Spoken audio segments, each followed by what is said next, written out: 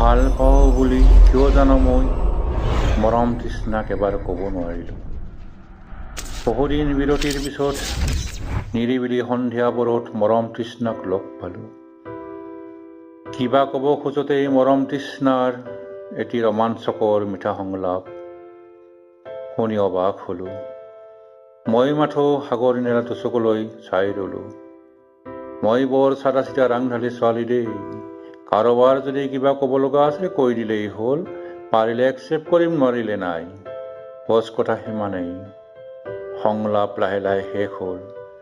কিন্তু সাগৰ নীলা দুচকুলৈ নীৰৱে চাই ৰলোঁ। তথাপিও কিয় জানো মই মৰম তৃষ্ণাক এবাৰ ভাল পাওঁ বুলি ক'ব নোৱাৰিলোঁ।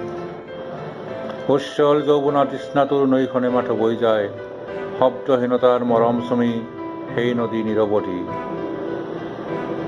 তথাপিও কিয় জানো মই ভাল পাওঁ বুলি মৰম তৃষ্ণাক এবাৰ ক'ব নোৱাৰিলোঁ। সাগৰ নীলা দুচকুলৈ মাথো মই চাই ৰলোঁ। তথাপিও কিয় জানো মই মৰম তৃষ্ণাক ভাল পাওঁ বুলি ক'ব নোৱাৰিলোঁ।